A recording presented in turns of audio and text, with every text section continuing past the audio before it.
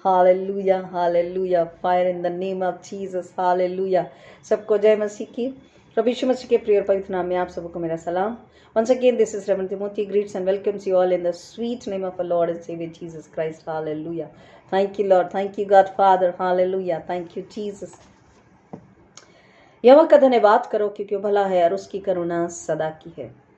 आइए प्रार्थना करें। जिंदा खुदावन, फिर एक बार सारा आदर महिमा धन्यवाद आपके पवित्र चरणों में अर्पित करते हैं, बड़ी दया के लिए, अनुग्रह के लिए जो आपने फिर एक बार आज सुबह हम पर उंडेला है कि हम उठकर अपनी लालसा इच्छा को पूरा न करें, परंतु आपकी आवाज को सुने, आपसे बुद्धि समझ को लेकर के आपकी इच्छा को जानने के लिए, समझने के लिए, उसे पूरा करने के लिए तैयार हो सके, अपने आप को समर्पित कर सके। आत्मिक उपवास, आत्मिक पश्चाताप और प्रार्थना जो पवित्र आत्मा के साथ मिलकर पवित्र आत्मा की अगुवाई में, पवित्र आत्मा की सहमति से है, ताकि जिंदा खुदा वो आपको कबूल हो सके और हम आपके हाथों में उपयोगी नम्र पात्र बन सकें। हम अपने आप का इनकार करें जिंदा खुदावन और आपको हम ले लें, आपको पहन ले, ओढ़ लें। हम में केवल यीशु मसीह पाए जाए, हम में केवल पवित्र आत्मा पाई जाए, हम में केवल स्वर्ग पाई जाए, हम में केवल आपका प्रेम, अनुग्रह, शांति, सामर्थ पाई जाए। हम ना पाए जाए हमारे मैं को कुचलने के लिए, जिंदा खुदा आपके साथ चलने के लिए, आपकी उपस्थिति में चलने के लिए, आपकी इच्छा पूरी करने के लिए, फल लाने के लिए, इनाम लाने के लिए, दुष्टों के लिए छुटकारा लाने के लिए, शैतान को कुचलने के लिए। जिंदा खुदावन आज हम आपको सुने, समझे, जाने और हम आपको खुश करें, ऐसा होने दीजिए। आपके आने वाले क्रोध से हर एक घराने बच्चे से अनुग्रह मांगते हैं। जिंदा खुदा प्रार्थना करते हैं, जाने अनजाने में हर एक गलती, गुनाह, अपराध को क्षमा कीजिए और फिर एक बार नए मन नए आत्मा से आपके चरणों में बने रहे, आपको बोलें कि खुदावन हम यहाँ हैं, हमें बताइए आप हमसे क्या चाहते हैं। मैं अपने आप को आपके हाथों में रखती हूँ। पवित्र आत्मा, Holy Spirit, take control, take authority, take freedom. जितने सुनने वाले हैं सब पर हम आपको कब्जा और नियंत्रण अधिकार देते। जिंदा खुदावन हर एक आत्मा के गानों से सुने, स्वर की बुद्धि से समझे और नए सिरे से जन्म ले, आपके लिए फल आने वाले बने, शैतान का सिर चलने वाले बने। ऐसा यीशु के नाम में प्रार्थना और विनंती करके मांग लेते हैं। जिंदा खुदावन इस जगह को यीशु के नाम में धोते हैं और अग्नि के बारे में हम सबों को अपने आप को कवर करते हैं। हम कहते आप बड़े, आपको महिमा मिले, ऐसा होने दीजिए। यीशु मसीह के नाम में मांगते हैं, आमीन, हालेलुया। हम उपवास और पश्चाताप और प्रार्थना के जीवन में इन दिनों में बढ़ रहे हैं, ताकि हमारी तैयारी जैसा परमेश्वर चाहते वैसी पूरी हो सके पवित्र आत्मा के द्वारा। और हम पिछले 2 रविवार से सुन रहे हैं प्रार्थना कैसे करनी चाहिए, किसकी उपस्थिति में करनी चाहिए, किसकी अगुवाई में करनी चाहिए, हमें समर्पित होना है। और दूसरा हमने सुना था कि प्रार्थना करनी चाहिए, करना ही है। प्रार्थना करने वाले कौन प्रार्थना करते हैं, उन्हें क्या प्राप्त होता है, कौन प्रार्थना नहीं करते, दुष्ट प्रार्थना नहीं करते, उन्हें क्या प्राप्त होता है, वो मिठा डाले जाते हैं, वो नाश हो जाते हैं। लेकिन जो परमेश्वर के अनुग्रह में बना रहता है, प्रार्थना करता है, जो उसकी आज्ञाकारिता में चलता है, वो कभी भी गिरता नहीं। अगर गिरता भी है तो परमेश्वर उसे संभालते हैं। लेकिन दुष्ट इस बात से प्रसन्न नहीं होता है, उससे परमेश्वर से कोई मतलब नहीं होता है। परमेश्वर का वचन कहता है जब लोग उसकी सुने, उसकी ओर फिर कनाई, तो परमेश्वर भी उनकी ओर देखता है और उनकी सुनता है। हालेलुया, आमीन। इफिसियों 5 और 14 वचन, efficiency 5 and 14।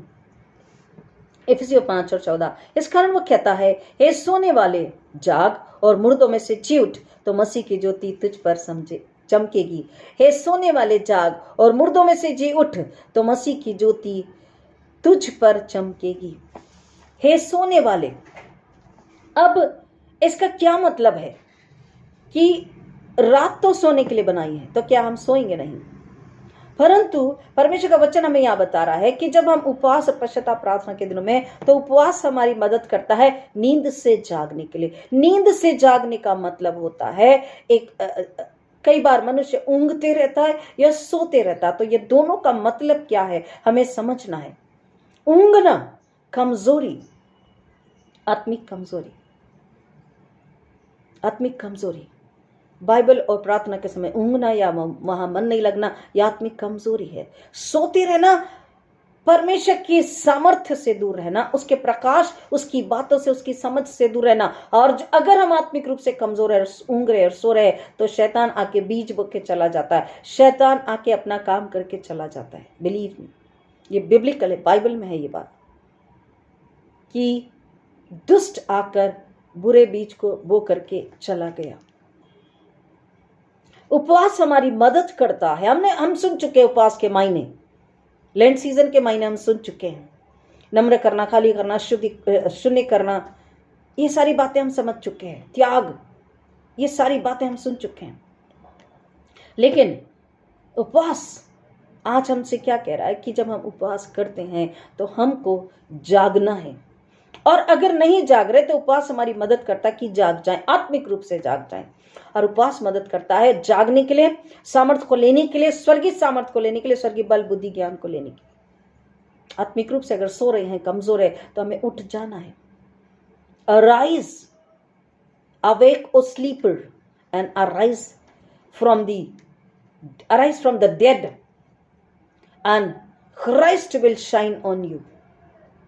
Awake, O sleeper, ए सोने वाले जाग, and arise from the dead, और मरे मृतकों में से, यानी कि आत्मी, हम तो चल फिर रहे हैं, वैसा वाले मरे नहीं है जो कब्र में मिट्टी में चले गए, हम वैसे वाला, यहाँ पे वचन वैसा वाला मरना कह रहा है, जो आत्मिक रूप से मर चुके हैं। जो आत्मिक रूप से मरे हैं वो अगर शारीरिक रूप से नहीं भी सो रहे तो भी आत्मिक रूप से सो रहे हैं।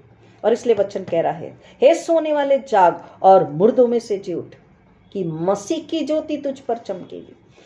उपवास हमारी मदद करता है आत्मिक नींद से जागना, आत्मिक कमजोरी से बाहर आना और बल को पाना, आत्मिक अंधकार से निकलना और मसीह की ज्योति को ले लेना। क्योंकि अंधकार शैतान है, नींद शैतान है, आत्मिक कमजोरी शैतान है, वहां वो सामर्थ्य को पा लेता है क्योंकि हम कमजोर हैं। लेकिन जैसे ही हम उपवास पश्चाताप प्रार्थना करते हैं, अपने उस ऊँघने, अपने सोने के लिए, अपने आलस्य के लिए, हम जब प्रार्थना करते हैं, अपनी कमजोरी के लिए प्रार्थना करते हैं, पश्चाताप करते हैं, उपवास करते हैं, परमेश्वर में बल से भर देता है। और जब बल से भर देता तो शैतान को हराने के सामर्थ्य को, अधिकार को फिर से पा लेते हैं। हमें सोते नहीं रहना है।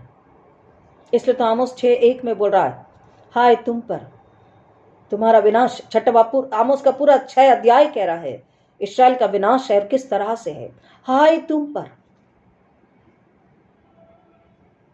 हमको वचनों को प्रयोग समझना है कि उपवास महज, क्योंकि 40 दिन यीशु मसीह ने उपवास किया, पुराने नियम में लोगों ने उपवास किया, हमें भी करना है। करना तो है, लेकिन परमेश्वर से इच्छा को जानना है। पहले दुआ करें, पहले अपने आप को तैयार करें। 1 वीक पहले रखबुत से पहले अपने आप को तैयार करें। Ask God that Lord, how many days, 3 days, 21 days, 41 days, because अलग अलग फास्ट बाइबल में बताए गए हैं।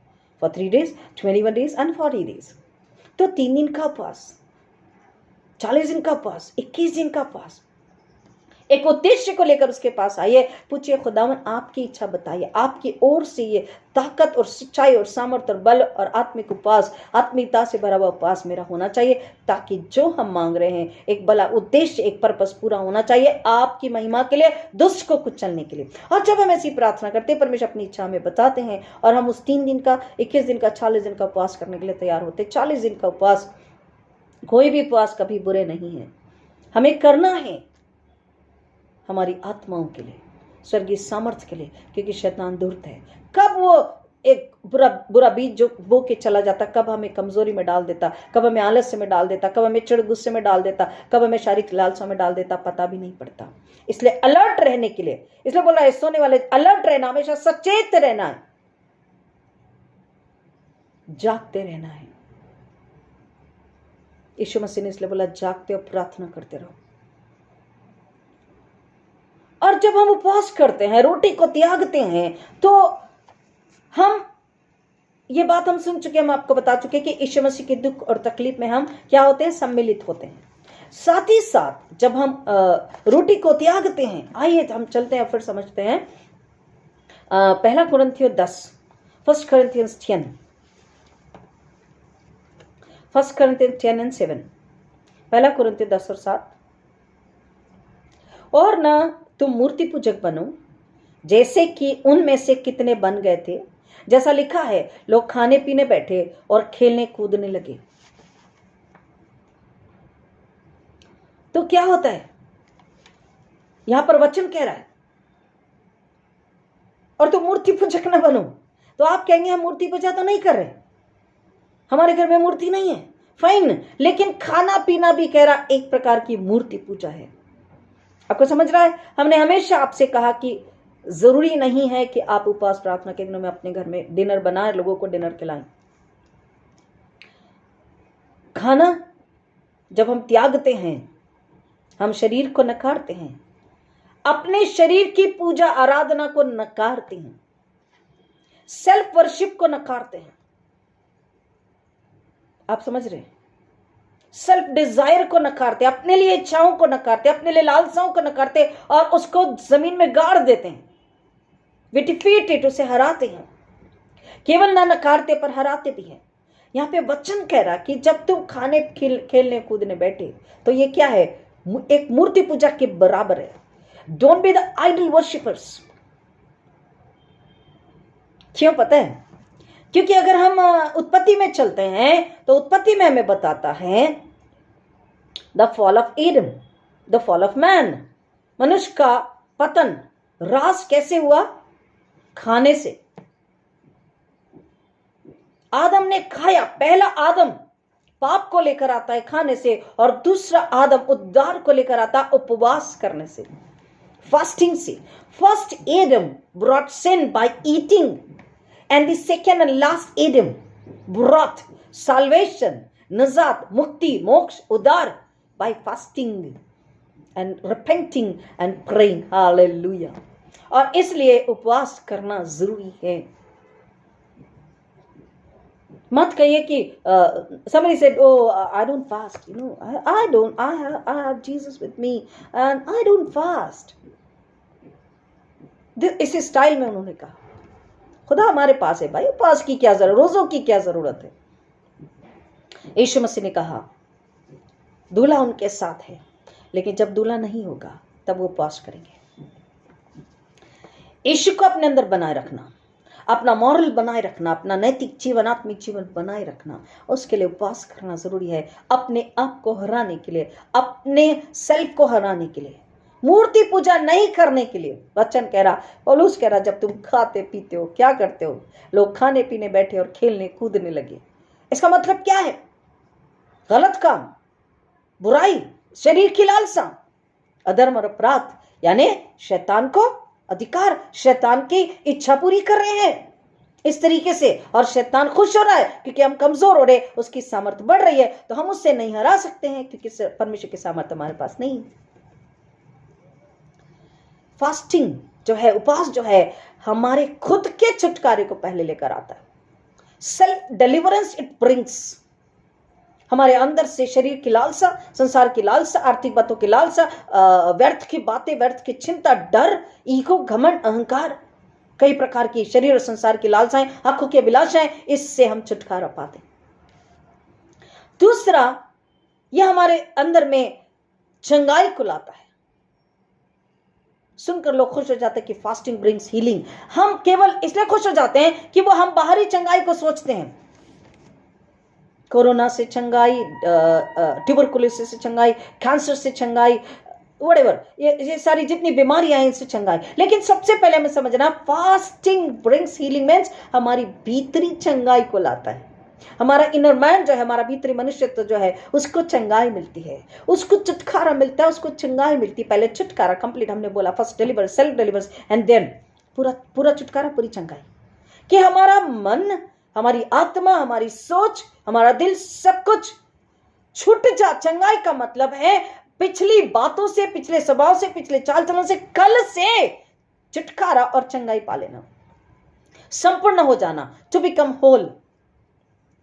अगर मन में शुद्धता नहीं थी, बुरे विचार, बुरी सोच थी, संसार की लालसाएं थी, वो निकल जाती है। यीशु में संपूर्ण हो जाते हैं, नम्र हो जाते हैं, क्षमा करते हैं। सबसे पहली बात, इट ब्रिंग्स हीलिंग का मतलब है फॉरगिवनेस के स्वभाव को लाता है, क्षमा करने के स्वभाव को, चाल चलन को, व्यवहार को, सोच को लाता है। क्षमा करने वाली प्रार्थना को लेकर के आता है, त्याग की प्रार्थना को लेकर के आता है। पहले आत्मिक चंगाई को हम पाते, अपनी खुद की, जो व्यक्ति उपवास करता वो खुद के शारीरिक अपने छुटकारे को लेकर के आता है, शारीरिक आत्मिक छुटकारे को लेकर के आता है, और वो खुद की आत्मिक और फिर शारीरिक चंगाई को लेकर के आता है। आमीन। और तीसरा हम देखते हैं कि हम दूसरों की भी मदद करते हैं चंगाई को पाने के लिए, आत्मिक और शारीरिक।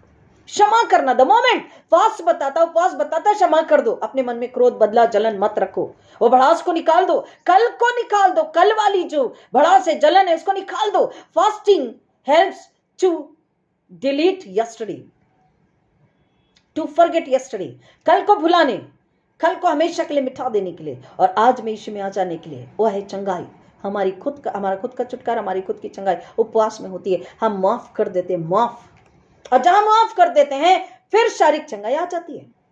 Because what is the hindrance in our healing is when we are not ready to forgive and forget. हमें मुआफी के लिए, मुआफी के स्वभाव को लेकर आती है। इट ब्रिंग्स हीलिंग का मतलब होता है मुआफी।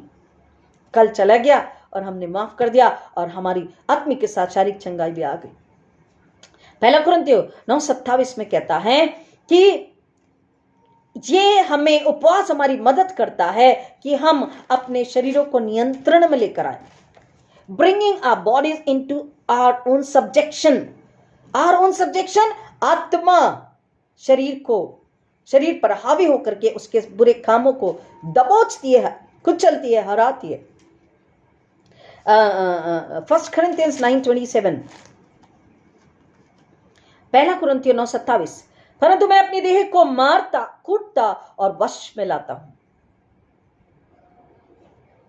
ऐसा ना हो कि औरों को प्रचार करके मैं आप ही किसी रीति से निकम्मा ठहरूं। हालेलुया, आमीन।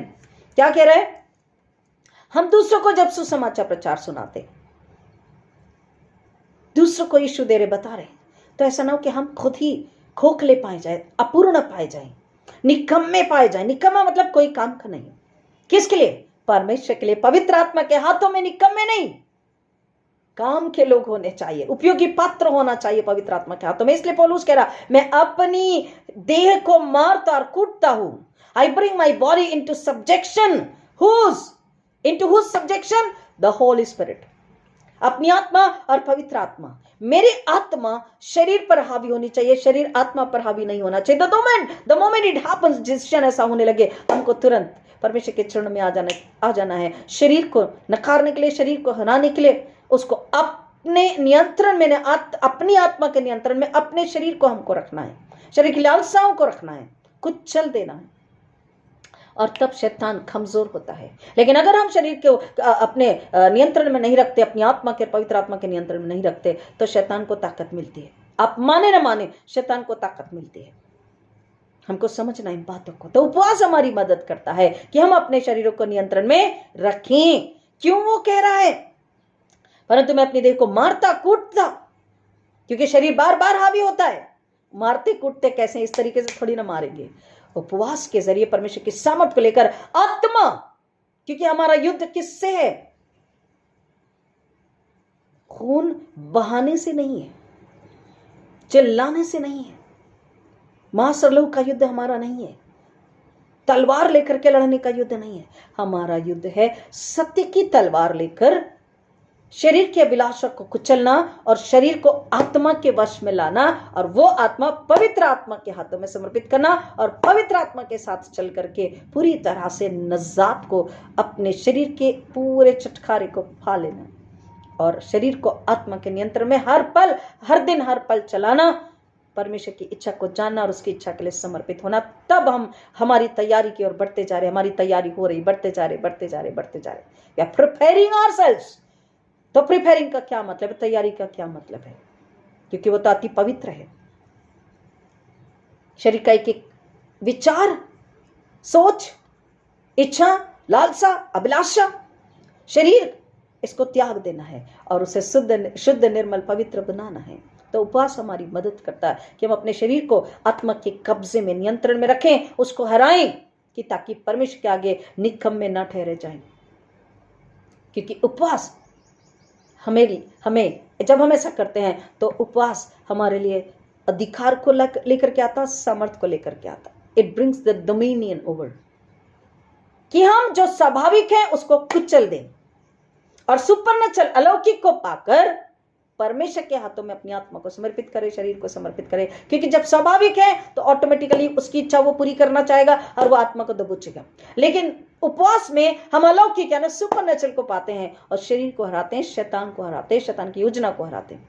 लिटरली उपवास हमें बताता है किसके जीवन में या मेरे घर में, खुद का पहले हमको खुद का करना है छुटकारा हमारे घर का, तो मेरे घर के कौन से कोने में शैतान छुप के बैठा है, मेरे दिल के दिमाग के कौन से कोने में शैतान छुप के बैठा, मेरे फाइनेंसेस में कहां शैतान छुप के बैठा है, मेरे भविष्य में कहां शैतान छुप करके बैठा है। परमेश्वर सपने और दर्शनों में हमें बताता है, ये अधिकार को लेकर आता है कि हम शैतान की योजना को कुचल सके, उसको हम हरा सके, उसके सिर को कुचल सके, उसे लज्जित कर सके। उसकी क्या दुष्ट चालें हैं हमारे लिए, हमारे परिवार के लिए, हमारी गली से हम उसको समझ पाते हैं। और ज़रूरी है इसको समझना, क्योंकि परमेश्वर का वचन कहता है, एक और वचन को हम देखते हैं उसी में 1 Corinthians 10:10, पहला कुरिन्थियों 10:10। अभी हमने 7 को पढ़ा था, अभी 10 को पढ़ते हैं और सुनते हैं। और न तुम कुड़कुड़ाओ जिस रीति से उनमें से कितने कुड़कुड़ाएं और नष्ट करने वाले के द्वारा नष्ट किए गए। पहले तो कह रहा जब तुम खाने पीने बैठते, खेलने कूदने लग जाते, तुम पाप करते हो, तुम अधर्म करते हो, अपराध करते हो, मूर्ति पूजा करते हो। और दूसरा कह रहा है और न तुम कुड़कुड़ाओ जिस रीति से उनमें से कितने कुड़कुड़ाएं। अगर उसके पहले के वचन आप पढ़ना चाहेंगे, समझना चाहेंगे, 8वां वचन, अनह में विचार करे जैसा उनमें से कितनों ने किया और एक दिन में 23,000 मर गए। अगर आप याद करना चाहे तो याद कर लीजिए कि कौन से खाने हैं ऐसे हुए हैं जिनमें झगड़े नहीं हुए हैं। हर खाने में, हर हर हर हर हर दावत में झगड़े ही होते हैं, क्योंकि मनुष्य का स्वाभाविक, मनुष्य वहां हावी है, कितना भी खा ले वो तृप्त नहीं होता, खाने के लिए झगड़ा होता ही है। लालसा, वो कह रहा मूर्ति पूजा, व्यभिचार। अगर तुम ऐसा करते हो तो तुम्हारी मूर्ति पूजा, तुम्हारा व्यभिचार तुम्हें मौत की ओर लेकर के जाता। एक ही दिन में 23,000 मर गए, कह रहा है। अनह प्रभु को परखे जैसा उनमें से कितनों ने किया और सांपों के द्वारा नष्ट किए गए। जहरीले सांप आकर उन्हें नष्ट करके गए। और न तुम कुड़कुड़ाओ, 10 वचन, और न तुम कुड़कुड़ाओ जिस रीति से उनमें से कितने कुड़कुड़ाए और नष्ट करने वाले के द्वारा नष्ट किए गए। 7 और 10 को हमने इसलिए पढ़ा था कि अगर हम उपवास प्रार्थना नहीं कर रहे हैं, नहीं करना चाहते या नहीं कर पा रहे हैं, तो हमको आत्मिक सामत को लेना है, क्योंकि हमको समझना है कि खाने पीने की लालसा, शरीर की लालसा, अपने शरीर को खुश कर रहे हैं हम, तो मूर्ति पूजा है। Anything which is not pleasing God and the Holy Spirit and Jesus, that is idol worship. अपने शरीर की भी लालसा अगर पूरी कर रहे हैं तो वो भी मूर्ति पूजा में समझना है। और वचन यहाँ पे कह रहा, हम नहीं कह रहे। एंड देन वो कह रहा कुड़कुड़ा मत। तो ये यीशु मसीह ने मत्ती 6वें अध्याय में बताया, जब तू उपवास करें तो लोगों को उपवासी मत दिखाई दे। आई एम फास्टिंग, चेहरे पे क्या कहते कमजोरी अगर दिखाई दे रही, उतरा हुआ चेहरा अगर दिखाई दे रहा, तो लोगों को हमने बता दिया, लोगों को पता हो रहा, या हम बार बार कह दे रहे हैं। कुड़कुड़ाना नहीं है। कई बार लोग कह देते भाई हमने उपवास किया और आपने हमारे साथ ऐसा किया, हमने तो उपवास किया और परिवार वालों ने ऐसा किया, हमने तो उपवास किया लेकिन हमें क्या मिला। न कुड़कुड़ाना है, न बोस्टिंग यानी अहंकार भी नहीं करना, हमने उपवास किया, अपनी तारीफ भी नहीं करनी और उसको बार बार बताना भी नहीं है, कुड़कुड़ाना भी नहीं है, क्योंकि कुड़कुड़ाने से हमें कुछ प्राप्त नहीं होता, क्योंकि कुड़कुड़ाने से केवल विनाश आता है। इसलिए तो यीशु ने बोला गुप्त में तू अपने पिता से बात कर, जो तेरा पिता गुप्त में तुझे देखता है। तेरा पिता गुप्त में है और गुप्त में तुझे देखता है, इसलिए अपने कमरे में जा और गुप्त में उससे बात कर, ताकि तू अपना पाप निकाल दे और आत्मा को तू भर ले, तब तेरा पिता तुझे प्रतिफल देगा। सारे लोगों के सामने, पूरी दुनिया के सामने, गुप्त में देगा नहीं बोला है। प्रतिफल के लिए उपवास किया जाता है, to receive the answer and salvation and remedies and answer and goodness for everybody. There should be result after our fasting. प्रतिफल, रिवॉर्ड, उपवास इनाम के लिए, आत्मिक जीवन के लिए, स्वर्गीय जीवन का इनाम पाने के लिए उपवास हमें करना जरूरी है। एक और वचन को हम देखते हैं, यिर्मयाह 5:7, यिर्मयाह 5:7 यानी यिर्मयाह 5 और 7। यिर्मयाह 5 और 7, मैं कैसे तेरा पाप क्षमा करूं? तेरे लड़कों ने मुझको छोड़कर उनकी शपथ खाई है जो परमेश्वर नहीं है। जब मैंने उनका पेट भर दिया तब उन्होंने व्यभिचार किया और वेश्याओं के घरों में भीड़ की भीड़ जाते थे। ओ माय गॉड, उपवास क्यों करना है?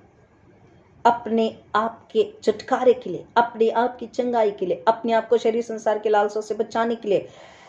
उपवास एक डिसिप्लिन को लेकर आता है। उपवास हमें बताता है, बार बार हमें याद दिलाता है ये बुराई से हमें बचना है, ये गंदगी को धोना है, ये बुरी लालसा को निकाल देना है।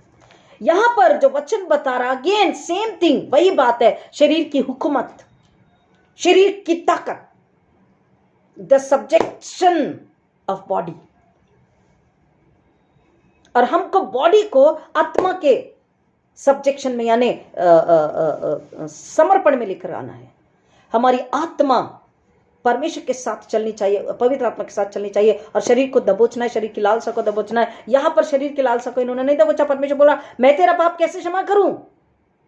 तेरे लड़कों ने मतलब लिटरली द सन्स, बेटे नहीं, बेटियां नहीं, मतलब परमेश्वर के लोगों ने, परमेश्वर के लोगों ने क्या किया? आज परमेश्वर की कलीसिया पढ़ रही और सुन रही है, तो परमेश्वर की कलीसिया से परमेश्वर कह रहा, पहले हमसे, फिर हमारे परिवारों से, फिर हमारी कलीसियाओं से, सारे मसीहों से वो कह रहा मैं तुम्हारा पाप कैसे क्षमा करूं? क्योंकि तुम लोगों ने क्या किया है? मुझको छोड़कर उनकी शपथ खाई है जो परमेश्वर नहीं है।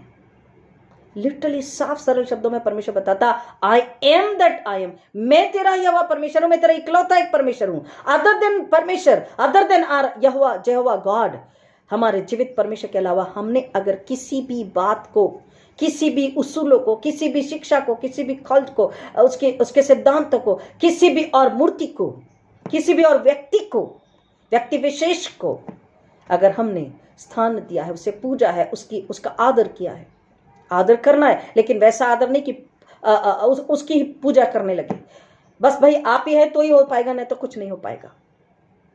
उस व्यक्ति को समर्पित अगर हो चुके हैं, दैट इज आइडल वर्शिप, मूर्ति पूजा। यहां पर मूर्ति पूजा इतनी ज्यादा बार बार परमेश्वर के लोगों ने किया और आज भी करते हैं। हाथ दिखाने के जरिए, अंधविश्वास के जरिए, झूठ बोलने के जरिए, लोभ करने के जरिए, पाप करने के जरिए, घमंड करने के जरिए, अहंकार करने के जरिए और व्यभिचार करने के जरिए। यहाँ पे कह रहा उनका जब पेट भर गया, जब मैंने उनका पेट भर दिया तब उन्होंने व्यभिचार किया और वेश्याओं के घरों में भीड़ की भीड़ जाते थे। व्यभिचार, पेट भर गया, आदम ने पाप किया और आदम ने खाया और पाप को लाया। ईश्वर ने उपवास किया और उद्धार को लाया, छुटकारे को लाया, चंगाई को लाया, अनंतकालीन जीवन को लाया, इनाम को लाया, हमारे लिए धर्म के मुकुट को लाया, अनंतकालीन जीवन, इटर्नल लाइफ को लेकर के आया। यहाँ पर वचन बता रहा जब मैंने उनका पेट भर दिया। हमारे पास जब सब कुछ होता है हम परमेश्वर को भूल जाते हैं और सब कुछ होने के बाद भी कुड़कुड़ाते हैं। हम इतने कुड़कुड़ाते हैं, इतनी लालसा, क्योंकि हमारी लालसा तृप्त नहीं होती इसलिए हम कुड़कुड़ाते रहते हैं, हम और की चाहत रखते हैं। वचन कह रहा है जब मैंने उनका पेट भर दिया, परमेश्वर प्रार्थना का सुनने वाला परमेश्वर है, वो हमारी जरूरतों को पूरा करता है, लेकिन हम उस लालसा और अभिलाषा के पाप में न जाएं। जितना जरूरी है हमारे लिए उतना ही खुदा से मांगे, उसमें खुश रहे, नहीं है तो भी धन्यवाद करें क्योंकि उसे हमारी जरूरत का पता है। यहाँ पे वचन कह रहा उपवास हमारे शरीर को, हमारी आत्मा को, हमारे जीवन को, मसीह जीवन को डिसिप्लिन में लाता है, हमको व्यभिचार से बचाता, हमको मूर्ति पूजा से बचाता, हमको आलस्य से बचाता, हमको नींद से बचाता, इन वन वर्ड हमें शैतान से बचाता है। क्योंकि शैतान हमें घात करने के लिए, हत्या करने के लिए आया, हमें सर्वनाश में लेकर जाने के लिए आया, हमें नरक में लेकर जाने की उसकी चाहत रहती है हमेशा। परमेश्वर के बच्चों के खिलाफ उसकी यही योजना है, यही चाल है, और वो छुपी चाल को समझने में परमेश्वर उपवास और पश्चाताप और प्रार्थना के जरिए हमारी मदद करता है। इसलिए वचन कह रहा, पौलुस कह रहा, मैं अपनी देह को मारता कूटता हूं और उससे अपनी आत्मा के सब्जेक्शन में यानी अधीनता में लेकर आता हूं। हमको अपने शरीर को आत्मा के अधीनता में लाना है। जब हम अपने उपवास के जरिए अपने शरीर को अधीनता में लाते, पवित्र आत्मा के जरिए सामर्थ्य को पाते हैं, और हमारी सामर्थ्य शैतान की कमजोरी, हमारी कमजोरी शैतान की ताकत बन जाती है। इसलिए हमको अपनी ताकत उपवास के जरिए पाल। अगर आज कमजोरी है, अगर आज शरीर की लालसा है, अगर आज आप नहीं कर पा रहे हैं, नहीं समझ पा रहे हैं, आपको समझ में नहीं आ रहा है क्या करूं, आपको जान लेना है कि अगर हम उपवास नहीं कर रहे हैं तो हम पाप में पड़ रहे हैं। अगर हम उपवास नहीं कर रहे हैं तो हम परमेश्वर को नकार रहे हैं। अगर हम उपवास नहीं कर रहे हैं तो हमारा शरीर हम पर कब्जा कर रहा है और हम उसके अधीन हो चुके हैं। शरीर हमें हरा रहा है। अगर हम उपवास नहीं कर रहे हैं तो हम परमेश्वर को भुला चुके हैं। तो क्या करें? उसको रिवर्स कर दें, उपवास करें, पश्चाताप करें, ताकि परमेश्वर को प्रसन्न करें। परमेश्वर को उपवास करना, परमेश्वर को याद करना, उसे ढूंढना, उसे याद करना, उसे ढूंढना और उसे पा लेना। उपवास करना, पश्चाताप करना, प्रार्थना करना, उससे मांगना, उससे पा लेना। क्योंकि सच्चा पश्चाताप है तो प्रार्थना का उत्तर आता है, रिजल्ट आता है, इनाम आता, प्रतिफल आता है। परमेश्वर यीशु मसीह ने बोला, मैं तुझे प्रतिफल दूंगा, गुप्त में देखूंगा। गुप्त में परमेश्वर है, गुप्त में देखेगा और फिर तुझे प्रतिफल देगा। एक पर्पस को लेकर, एक योजना को लेकर हमें उपवास करना है। अगर उपवास नहीं करते, परमेश्वर को बुला दिया है। आत्मिक उपवास बहुत जरूरी है। हमें रोटी भी त्यागना है और हमें आत्मा की, शरीर की, संसार की, आत्मा की हर एक बुराई को, अधर्म को, पाप को, झूठ को, लालच को, स्वार्थ को, बैर को, ईर्ष्या को, अपनी लालसाओं को त्यागना है। और इसमें उपवास हमारी मदद करता है। वो लोग जो दवाइयों पर हैं उनके लिए रोटी त्यागना जरूरी नहीं है, लेकिन उनके लिए शरीर को हराना उनके लिए भी जरूरी है। शैतान को, शरीर को दबोचना उनके लिए भी जरूरी है। आत्मा से शरीर को अधीनता में लाना उनके लिए भी जरूरी है। और उपवास आपकी मदद करता है, आत्मिक उपवास।